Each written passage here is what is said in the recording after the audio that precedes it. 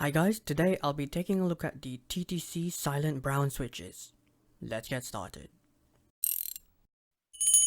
Now, just like the linear versions, these are also silent switches, but these are tactile. Also, just like the linear version, it uses TTC's unique silencing method where a rubber-like dampening material is sandwiched in between the stem construction. And as far as I know, these are the only two switches that use the silencing method. Price-wise, these are very expensive, just like the linear version. It's currently just over $10 for 5 switches the last time I checked. However, before the price increase, I managed to get 30 switches for just over £12 this year. So, I suggest that you sit back and wait for the prices to drop if you actually want to buy these. And this is what they look like disassembled. Feel free to pause the video. Now, let's move on to the switch categories.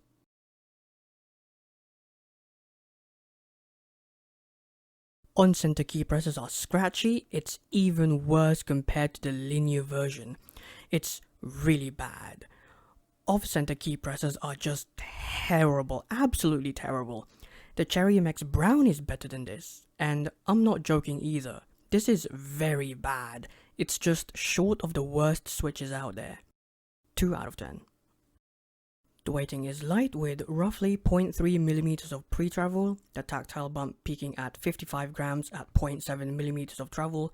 The tactile bump is short with a rounded feel similar to the Ultimate Brown, and the switch bottoms out at just under 60 grams at 3.7mm of total travel.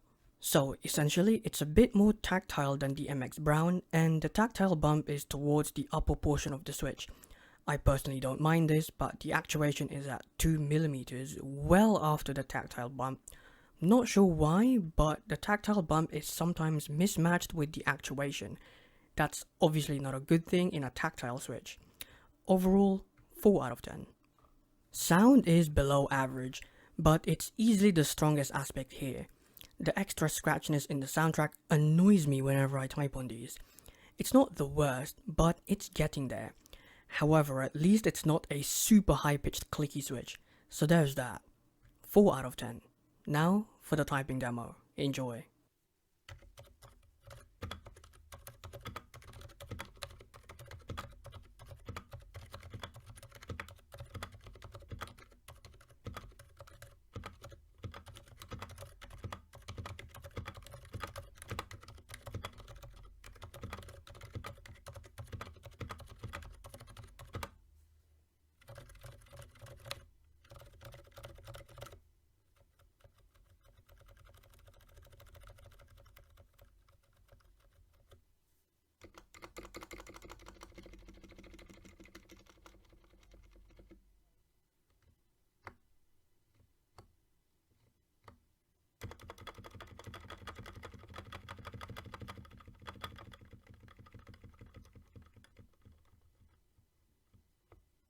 For a tactile switch, it's reasonably tactile, slightly more so than the MX Brown.